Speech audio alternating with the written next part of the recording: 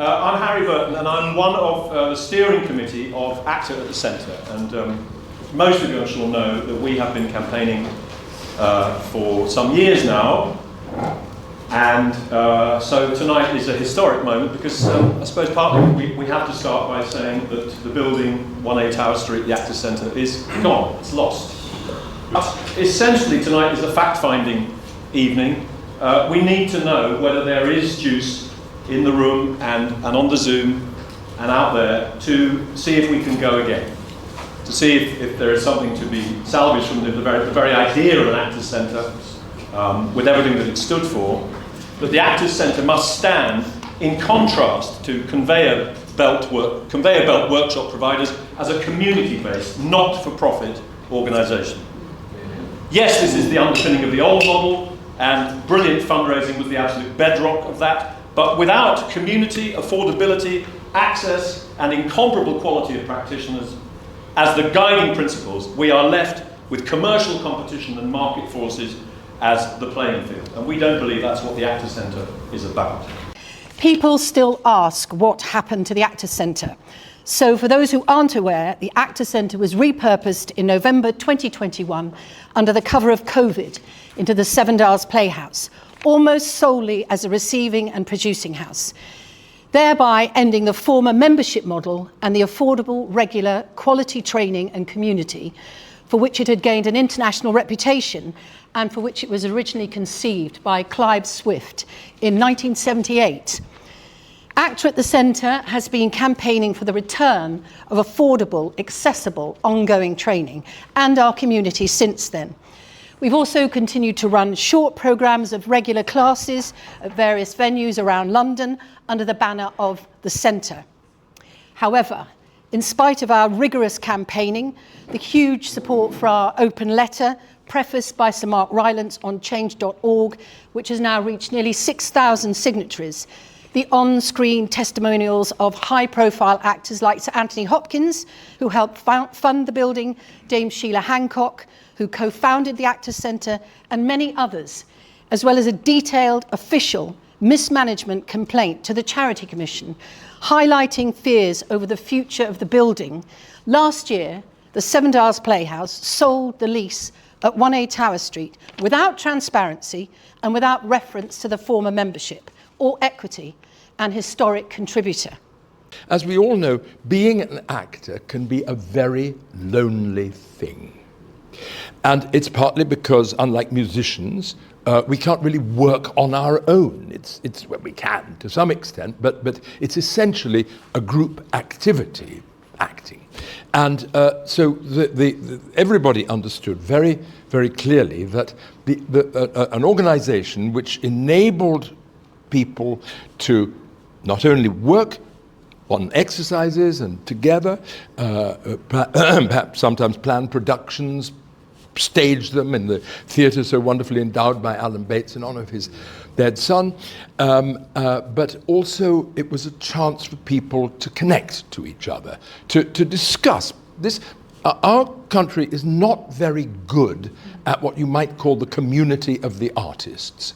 Almost every European country that I know or have worked in, to some extent in America too, but less so, Europe's the place where there's always a cafe where actors, dancers, sculptors, artists go, and they thrash out the ideas which inform their work, and we discuss what's lacking, what we think should happen, and great ideas are born there. That doesn't really exist in this country anymore. There were places, mostly rather disreputable drinking establishments, but there were restaurants like Joe Allen and so on, but somehow that's all dissipated, and once again actors are very disconnected. And so this is why, I feel so passionate about the return of this great idea. But I think we all also feel, and we need to share with each other the grief of our profession. And I think we can all probably relate to a remark made by Cyril Cusack, quite a well-known remark, which he said that every play that he ever did, he felt as if it was the first job he'd ever had. And every show that he closed in, he felt it was the last job he'd ever have. There's this kind of flicker of delight and joy, and you're able to continue, you're able to contribute what you have to contribute, and then it can so easily be snuffed out, and then you're in this kind of slightly opaque area.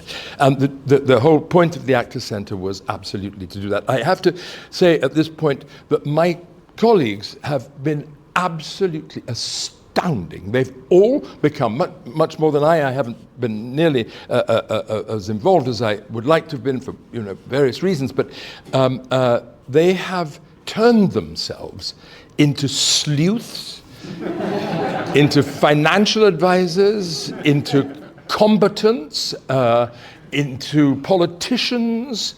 They have labored unceasingly, and my admiration for them is beyond description. And therefore, that's really all I have to say, which is we must continue with this fight. But the more people that are with us on this, so you, I hope everyone in this room clearly is here because you believe in this idea or certainly want to know what's happening about the Actors Centre, but if you please communicate with all your peers and your friends and your mates, and any time you do a show or a movie or something like that, remind them of the idea of the Actors Centre, which burns incredibly bright still. So that's all I have to say, but please, this flame must be made larger. It must not be allowed to flicker out. Thank you. I was passionate about what the Actors Centre represented. Not simply as an actor when I first joined, when Mark Wynne-Davey was artistic director, but after that also as a teacher.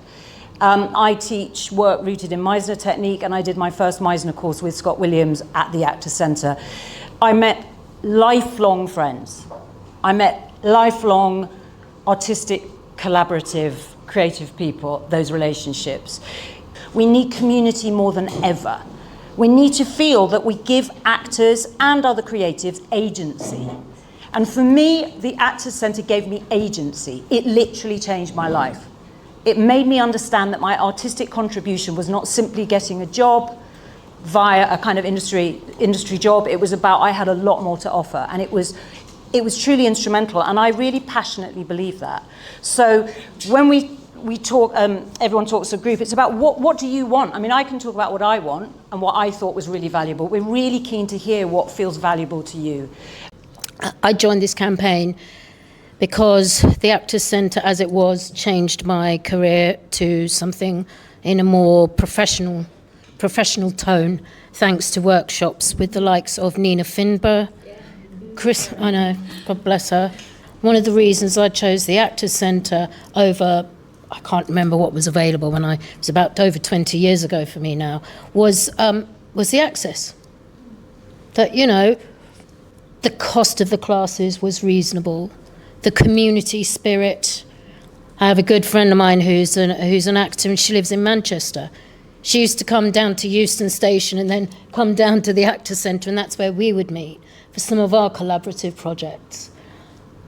It is vital in this day and age that something is made available, that the ones who were fortunate enough to experience the Actors Centre and what it gave, we need to repurpose that. We need to find it. We need to build reserves and all come together to help build possibly a new Actors Centre so that this situation of the takeover does not happen again. That coming to the Actors Centre in London was a life-changing experience. I did that class, I did the Meisner with Scott Williams, I did screen classes, I worked in the cafe for money off the classes. It became a very much part of my life. And I was talking to a friend and colleague of mine, Jack, just as we came in. And he said, you know what the sad thing is that there are loads of students who are now coming out of other courses who don't even know what the Actors Centre had to offer. It's like it's gone. And it's not there for them anymore. So my kind of driving passion, if you like, would be to put something back in that was available for me, and I never even appreciated how amazing it was. I think it's important to start paying credit to the campaign team at the heart of the Actor at the Centre. They've articulated a vision for what the continuous professional training should look like in a way that we haven't really seen in the industry for 50 years. And it is, in times of great darkness, you've got to look for a bit of the light. And in this time of phenomenal darkness and threat to an institution and a building and a charity that's been formed by so many people, I think you have to look at the incredible work that the Actor at the Centre campaign team have done to remind everybody and to restate in a 2023, 4, 5 version what the Actor Centre should be all about. And in my opinion, that has to be where the campaign now moves. Now, I think, like Paul, I think that one just has to move forward and look at the Tower Street kind of in the rearview mirror. So, one of the thorny issues about the Actor Centre was often the narrowness of its representation. And now, as it reimagines itself, it seems to me that one needs to increase the width of that representation front and centre, and particularly for those who are economically disadvantaged or disadvantaged in whatever way, and like people who can't go to the drama school because it goes rent. But so I think the fibres of the new Actor Centre it seems to me there are 3 of them.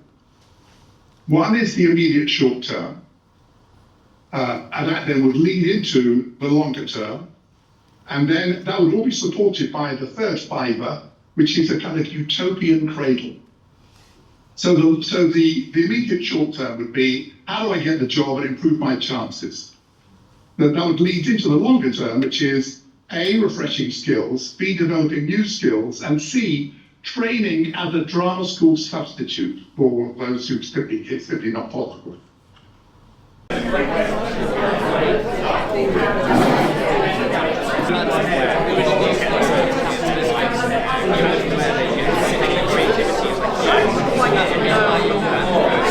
What's been lovely hearing is that the Actor Centre is never the building. It needs to be just have the music. It's not the building. Yeah, it's the people.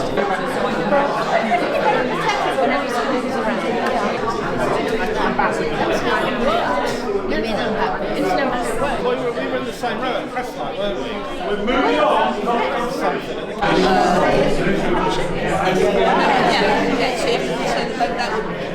Community aspect of the Actors Centre was something that our group really felt very strongly about, the way in which it can revitalise your sense of who you are as an actor. What would the Mark II look like? Could it be a community both online and in real life, offering training and classes? And can we get the publicity out there to attract actors in, to get a much, much more diverse membership base? The Actors Centre as a web, a sort of a global or a UK-wide place that we could bring people together. So using virtual spaces, pop-up training was kind of like a buzzword that we thought of, not necessarily paying for bricks and mortar.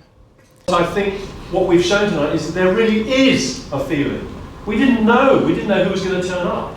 But there really is a feeling in this room that we've lost something incredibly precious, and it's time to get it back in a new form, but let's begin. So we need you need you are amazing, and so are you, and Time for bed.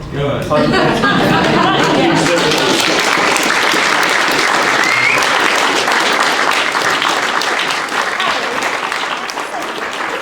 Remind them of the idea of the Actors Centre, which burns incredibly bright.